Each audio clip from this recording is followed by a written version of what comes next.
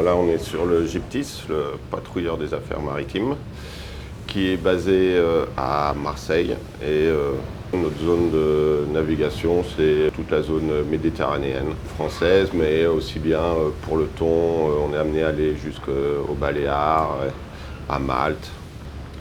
Navire de pêche Les Deux Frères 5, de patrouilleur GIPTIS. Oui, bonjour, vos écouteurs. Oui, bonjour monsieur, d'ici quelques minutes, nous allons vous envoyer une équipe de contrôle. Ok.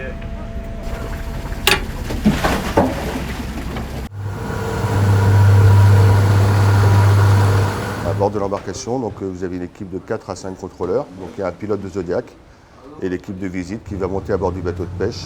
Alors, la procédure normale, donc, sur un bateau, vous avez 3 zones principales. Vous aurez la passerelle effectivement pour toute la documentation du navire, les autorisations de pêche. Vous avez un autre contrôleur qui va se charger de la cale à poisson lorsqu'il y a des captures.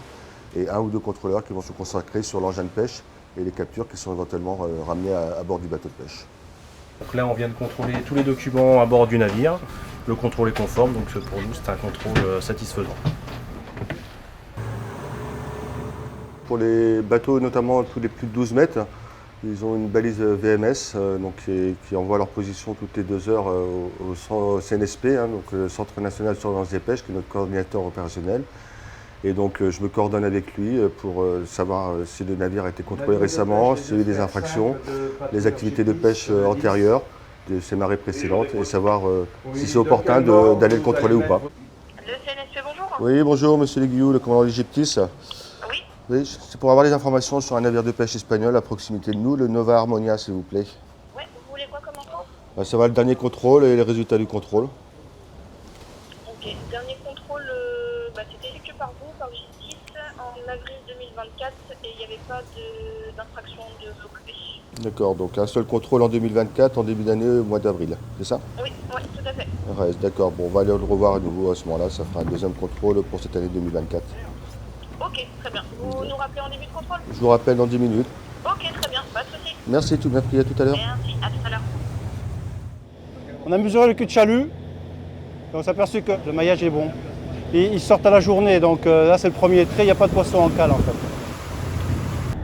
Control de pesca, bien. Tendría que ser todos los barcos, no solo este sí, este no, todos. Contrôle conforme. Je vais vous demander une signature ici, s'il vous plaît. Le maillage et les documents, tout est correct.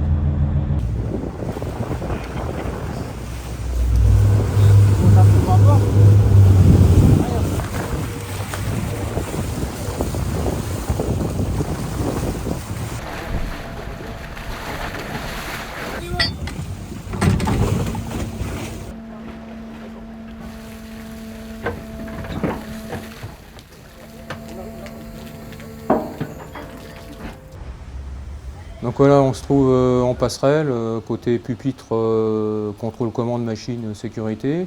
Donc ici, on a une propulsion mixte, diesel ou électrique, ou diesel et électrique, puisqu'on peut mettre les deux aussi en même temps.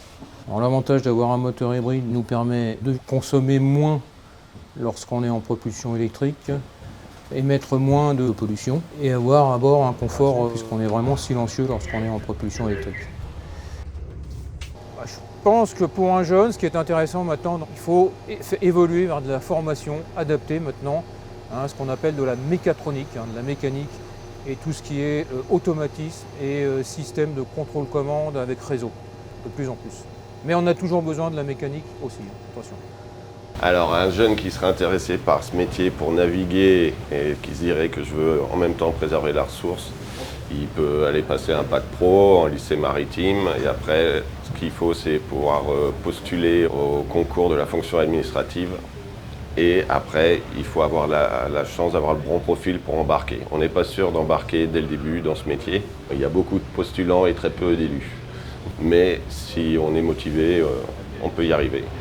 Quand il fait beau, on a le meilleur métier du monde.